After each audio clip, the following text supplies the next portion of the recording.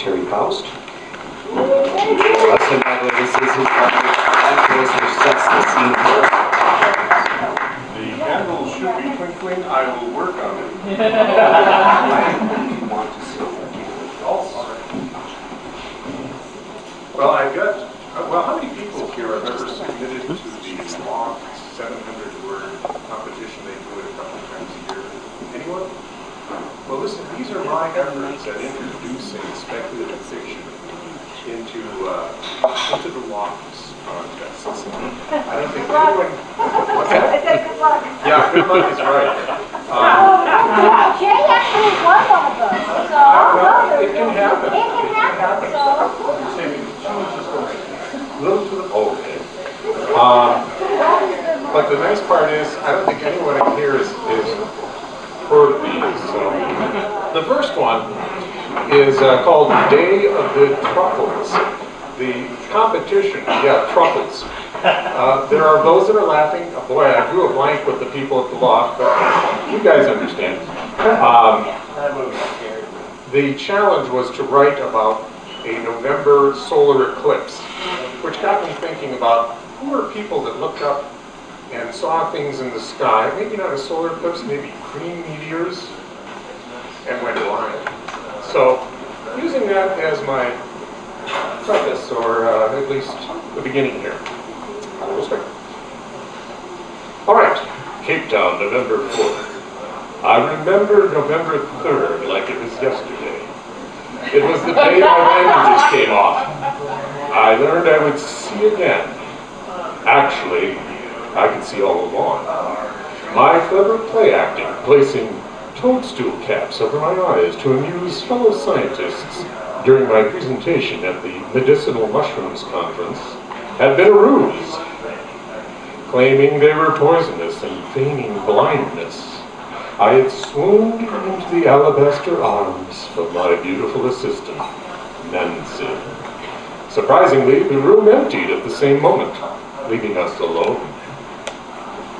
"Is anyone there?" I pleaded, groping for her female form. She applied bread bandages made from the luncheon platter to soothe my eyes. Her angelic voice answered, "They all rushed out onto the veranda to watch the solar eclipse, Doctor." I reached out and grasped her firm young hand, saying, "You'll stay with me, won't you, Nancy? I expect my life as a sightless invalid with years of therapy will require numerous sponge baths." It's Natalie, and wouldn't sponge baths be rather intimate?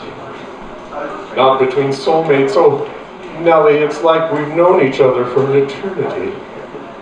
I started last week, and certainly it's beginning to feel like an eternity. What's that screaming?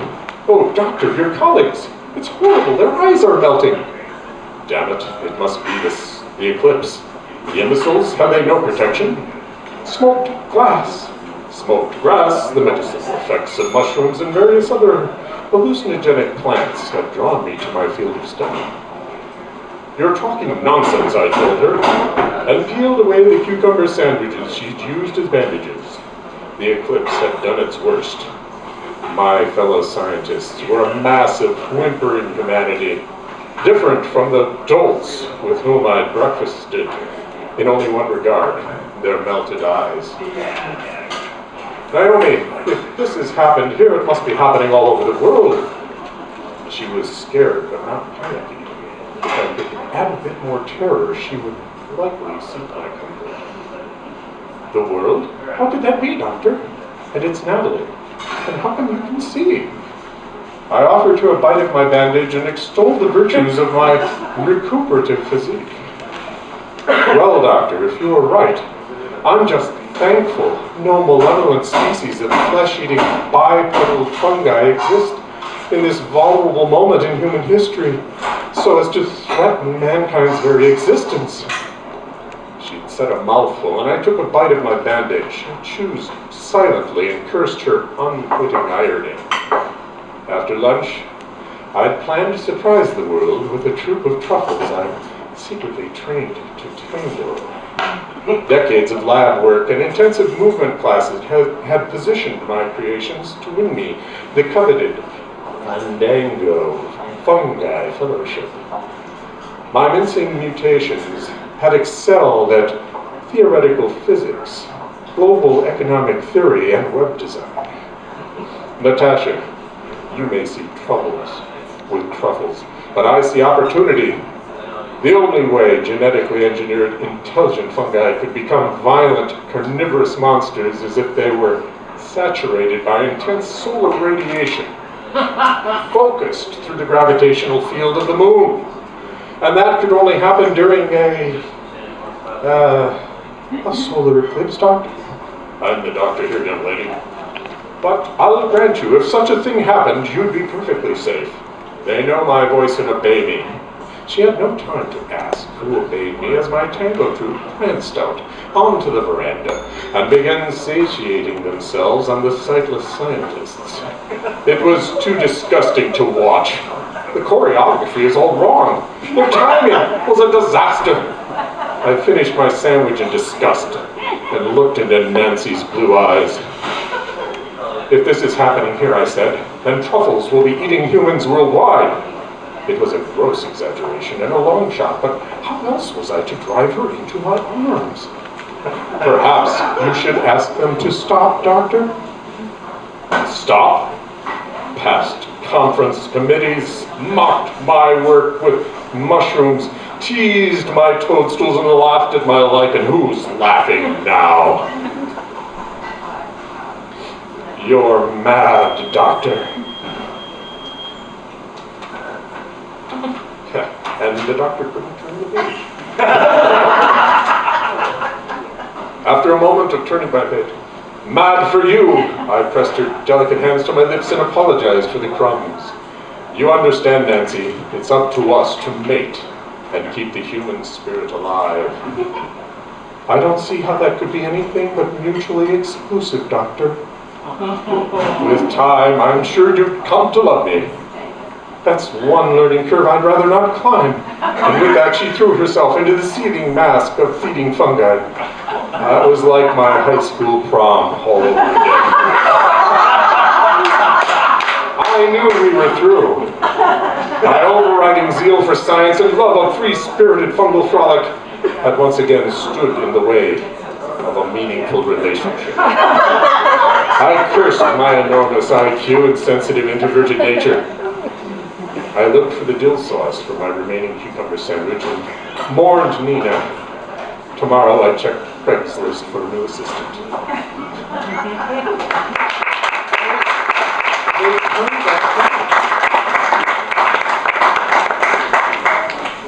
This one's called, and this was another law ending, and this was for a multiple ending. You get to choose your own ending. So at some point I'm going to stop and ask you to choose for ending A or ending B. This is called Cliff Danger, Private Eye, a multiple ending. The name's Danger, Cliff Danger, I'm a private eye. I also sell toilet seats. Sleuthing's a capricious career. Collecting criminals doesn't quite cover the cost, so I cover commodes on the QT. This Friday I was flush and headed for the pub hardware store, the Wrenched Arms. It's a neighborhood fixture. Hey, handsome, said Tulips de Fantastique, a tall, cool drink of water with matching faucets. She was serving beer to customers while checking his thermocouple. Whoa, Danger, is that a toilet seat I see down your pants, or are you happy to see me? It's my latest model with a bulletproof Lexan lid, and it wasn't so much down my pants as under my shirt. Tulips, you're rude, crude, and tattooed, she interrupted. What a peek. What she lacked in class, she made up after school. In Vegas, she'd headlined under the name Mistress Fix-It and made a little moolah, who helped her buy the club. Tulips told her customers to purge her pipes, or purge his pipes, and call her in the morning. What'll it be, Danger? Coffee, tea, or meat? It was a standing offer I had yet to honor. The screwdriver, sweetheart. A tough guy was in here looking for you. Seemed mad as hell, gave me a card and went back into the plumbing section. Over the years, I've made a lot of enemies investigating criminals, and a few selling toilet seats. I checked the card. It was a name I'd hoped would never cross my eyes again. From aisle 5, a voice piped, "Danger, you porta potty pissant, Wolfgang Lagauche." Everyone called him Lefty, the lyricist. He was an unsavory type, a real wingding with an evil intent. "Lefty," I gasped. "I thought you were in the pen." "My pen was mightier than the prison board. I won the convict competition contest. Why am I fit to return to society? First prize was early parole." He drew a .45 automatic. I had two choices. A, draw my trusty Glock. B, use my innate powers of persuasion to dissuade him. It was a classic Glock or Spiel situation. I didn't like the sound of it. All right, how many hands for A? Any hands for A? One hand for A? Any for B? Oh, okay.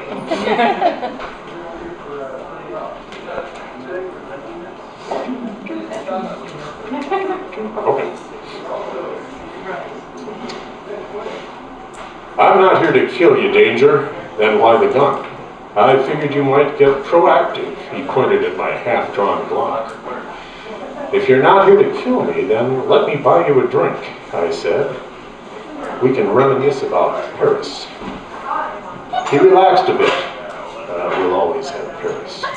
Paris, Texas, to be exact, where we went through the Citizens Police Academy, me to learn law enforcement techniques and him to learn how to avoid law enforcement techniques. It was during a slideshow on outstanding warrants that a deputy recognized him. I laughed. "Remember how your picture came up on the screen? Boy, were you embarrassed." "Yeah, but it was a good picture, my best side and front. They captured the real you." "Danger, me and some of the boys back in cell block A have a proposition for you." I was skeptical, but he still held his gun. "Okay, shoot." I forgot Lefty was the literal type. Luckily, my lid was better than a writer's block. "Sorry, Danger, you all right?" "Nothing a shower and a new set of shorts won't fix." Lefty said, "We scraped together some cash, the gang and me. The warden gave us permission. We want you to install seats on the prison potties. Workhouse water closets are a little better than bare bone bowls. But why do this now when you're out?" People can be heartless, Danger. A few bloodthirsty readers chose ending A. I'm going back. "Geez, that's tough, Lefty." I'd cry later. Right now, cash registers clanged in my cranium. A prison contract. "Tell you what, I'll do it," I said. We strolled out onto the parking lot as it began to rain. "You know, Lefty, I think this is the beginning of a sanitary relationship." So,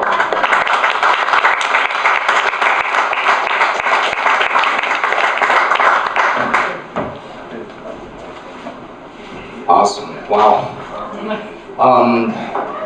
Books for sale over here. So one of the things I want to point out, if you like things that you hear tonight from the authors, don't be afraid to, they are all introverts, but don't be afraid to approach them after or during to get autographs on books. Michael over here, I believe, has a device that will take all forms of payment. And the other thing is follow people on Facebook. It's all about connecting audience with artists. So that was Terry Faust, who brought the lovely lamppost, which kind of adds to the whole, the hat, all adds to the show. And so